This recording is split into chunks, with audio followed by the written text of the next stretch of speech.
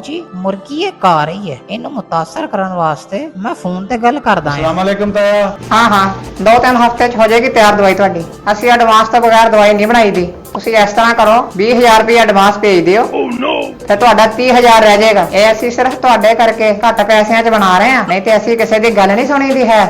ਤੁਹਾਨੂੰ ਪਤਾ ਵੀ ਹੈ ਇਹਦੇ 'ਚ ਪੈਂਦਾ ਕੀ ਹੈ। ਜੇ ਤੁਹਾਨੂੰ ਕਿਤੇ ਪਤਾ ਲੱਗ ਜਾਵੇ ਨਾ ਤੇ ਤੁਹਾਡੇ ਕੰਨਾਂ 'ਚ ਧੂਆਂ ਨਿਕਲਣ ਲੱਗ ਜਾਵੇ।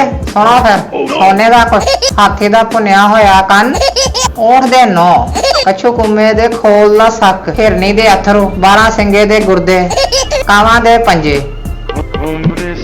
ਫੰਡਰ ਘੁੱਗੀ ਦਾ ਦੁੱਧ, ਗਡੋਏ ਦੀ ਮਿੱਟੀ, ਸ਼ੇਰ ਦੇ ਦੰਦ ਤੇ ਬੱਕਰੀ ਦੀਆਂ ਮੇਂਗਣਾ ਤੇ ਟਟੀਰੀ ਦੇ ਅੰਡੇ ਤੇ ਇਹਨਾਂ ਸਾਰਿਆਂ ਨੂੰ ਚਾਂਦੀ ਦੇ ਕੁੰਡੇ ਦੇ ਵਿੱਚ ਪਾ ਕੇ ਤੇ ਸੰਦਲ ਦੇ ਡੰਡੇ ਦੇ ਨਾਲ ਕੁੱਟੀਦਾ ਹੈ ਲਗਾਤਾਰ 3 ਦਿਨ ਤੇ 4 ਰਾਤਾਂ, ਤਾਂ ਜਾ ਕੇ ਕਿਤੇ ਦਵਾਈ ਬਣਦੀ ਹੈ।